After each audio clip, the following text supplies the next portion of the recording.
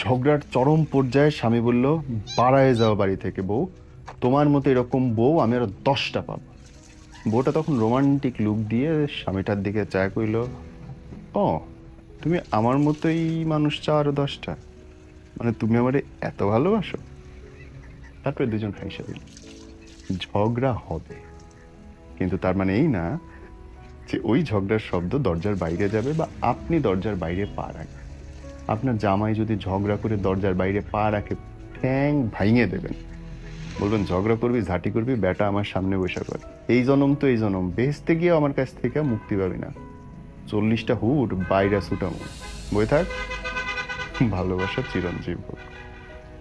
একসাথে রাত কাটালেই স্বামী স্ত্রী হওয়া যায় না। স্বামী স্ত্রী হইতে গেলে একজন আরেকজনকে বুঝতে হয়, রেসপেক্ট করতে হয়, স্পেস দিতে হয়, নিজেদেরকে হোল্ড করতে হয়, উপরে তুলে ধরতে হয়। আমরা এত বেশি ইগোর মধ্যে আছি, এত বেশি সেলফ সেন্টার্ড। সংসার বলতে এখন কেবল মানায় নেওয়া, চলে যাওয়া, কেটে যাওয়া। সত্যিকার সম্পর্কে ঝগড়া থাকে, মান অভিমান থাকে, কষ্ট থাকে, না পাওয়া থাকে, হতাশা থাকে। প্রত্যেক দিন একটু একটু করে লড়াই থাকে, একটু একটু করে ভালোবাসা থাকে। আর মিথ্যে সম্পর্ক, জালিয়াতির সম্পর্ক একদম মিষ্টি হয়, মধুর, স্মুথ লাইক সিল্ক।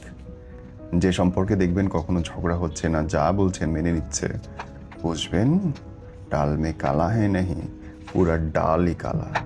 সারাটাক্ষণ যদি আপনি একটা মানুষকে দেখে রাখেন, একটা বায়ুবিউ, একটা বাবুলের মধ্যে রাখেন, সে কোনোদিন বুঝতে পারবে না যে তার উপরে ঝড় আসতে পারে, তার বিপদ আসতে পারে, তার নিজের জন্যে একটা প্রোটেকশন দরকার হতে পারে। যেই মানুষটা তাকে দেখে রাখছে তার জন্য কিছু দরকার হতে পারে। অতিরিক্ত দেখা, অতিরিক্ত আহ্লাদ করা, অতিরিক্ত যত্ন নেওয়া, টেক কেয়ার করা সম্পর্কের জন্য খুব ক্ষতিকর।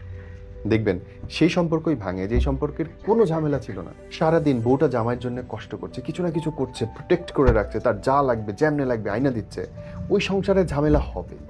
কারণ একটা বাবলের মধ্যে থাকতে থাকতে না পার্টনারটা ভুলেই যায় যে তাকে এতটা সাপোর্ট করছে, তার নিজেরও কিছু একটা চাওয়া দরকার হতে পারে, কিংবা বাইরের দুনিয়া একেবারে অন্যরকম, সেখানে তার জন্য এরকম রাজার আসন পেতে কেউ বসে নাই।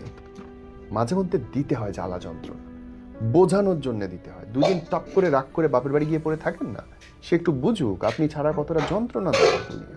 যেসব পুরুষ বলে যে টাকার জন্য মেয়েরা ডিভোর্স দেয়, তাদের জন্য এই কথাটা মিলাই নেন তো। রিক্সাওয়ালা, সিএনজি চালায়, দিনমজুর, এদের বউরা যায় না কেন? হ্যাঁ, তাদের চেয়ে কষ্টে কে থাকে? কিন্তু অনেক ধনী পরিবারের বউ দেখবেন চলে গেছে, প্রবাসীদের অনেকের বউ দেখবেন চলে যায়, তাদের ওখানে তো টাকার কষ্ট নেই।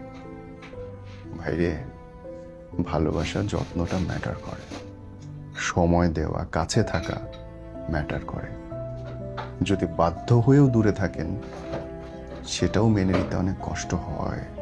ওরা না এমনি এমনি ঝগড়া করে, কোনো কারণ না থাকলে দেখবেন তাদের দাঁতের মধ্যে চুলকায়, অনেকটা ইঁদুরের মতো। ইঁদুর যদি বেশিক্ষণ কাঠ কাটতে না পারে মারা যাবে, বউরা যদি বেশিক্ষণ ঝগড়া করতে না পারে তাহলে সে দম বন্ধ হয়ে পেট ফেটে মরে যাবে। সো বউরা প্রতি 48 ঘন্টায় 2বার যদি ঝগড়া না করে, ধরে নেবেন আপনার বউ মানসিকভাবে অসুস্থ।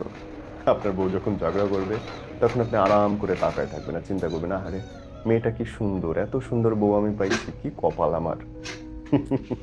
ভুলেও জবান খুলবেন না, জবান খুললে